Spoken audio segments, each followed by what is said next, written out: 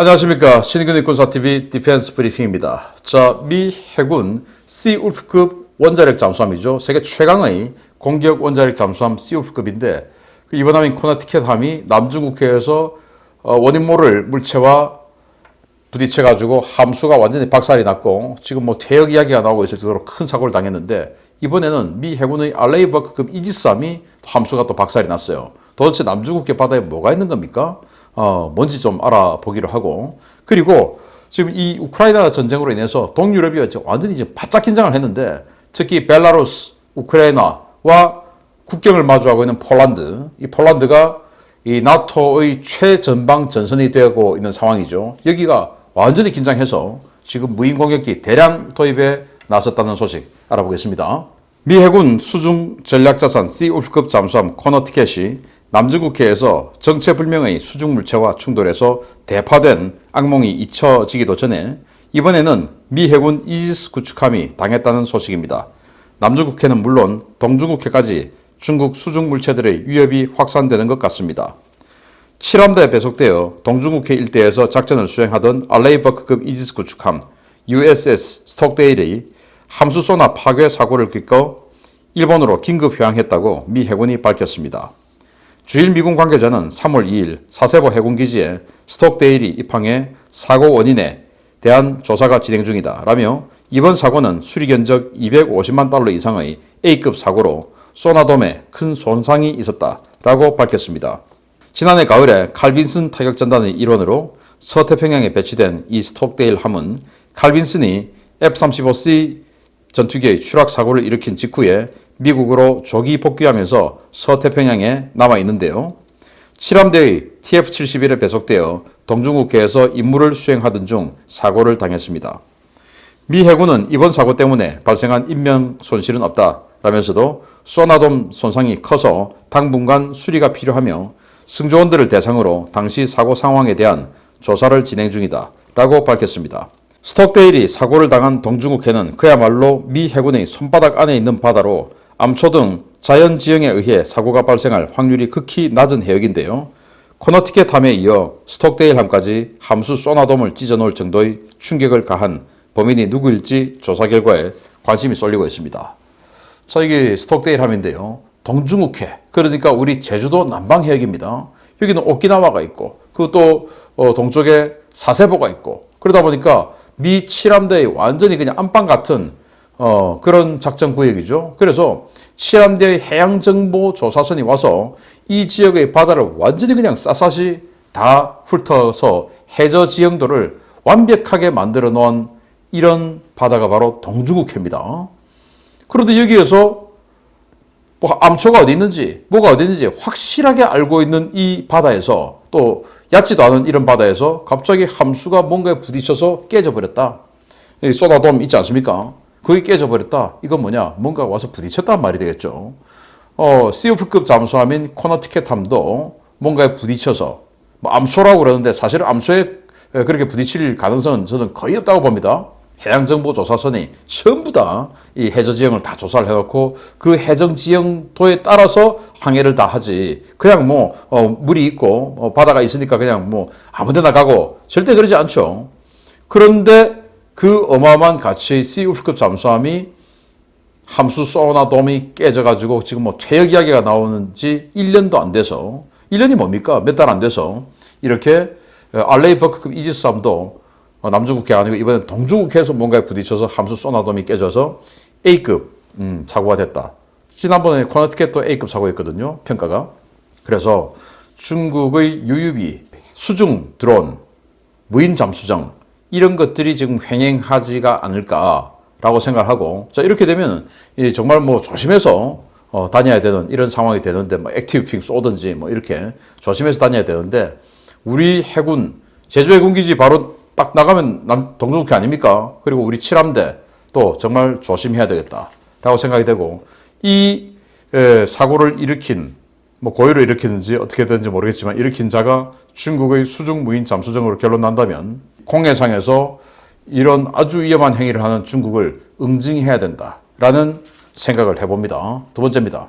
우크라이나 전쟁으로 바짝 긴장하고 있는 폴란드가 대전차 전력에 이어서 무인기 전력을 대폭 확충하고 있다는 소식입니다. 당초 계획된 터키제 무인 공격기에 이어서 미국의 MQ-9 리퍼 긴급 수출을 요청했습니다. 러시아의 우크라이나 침공 직후에 비상체제에 들어간 폴란드가 미국의 MQ-9 리퍼 무인 공격기를 특별하고 신속한 절차에 따라 긴급 조달하기를 희망하고 있으며 이를 위해 미국 측과 리퍼 조달 문제를 논의하고 있다고 폴란드 국방부가 현지 시각 3월 2일 밝혔습니다. 폴란드 국방부 산하 방위장비청 크리지슈토프 프라텍 대변인은 우리는 악화되고 있는 동부 국경 상황에 대응하기 위해 MQ-9 무인 공격기를 시급하게 그리고 최대한 빨리 확보하기를 강력하게 원하며 이를 위해 미국 측 파트너와 협상을 진행 중이다 라고 밝혔습니다. 폴란드는 지난 2021년 5월 터키와 바이락타르 TB2 무인 공격기 24대 도입 계약을 체결하고 올 2분기 인수를 앞두고 있는 상황인데요. 우크라이나 사태가 터진 뒤 터키 측에 TB2 무인기의 조기 인도를 요청하는 한편 이보다 더 강력한 무인 공격기인 미국제 MQ-9 리퍼 긴급 도입을 결정했습니다.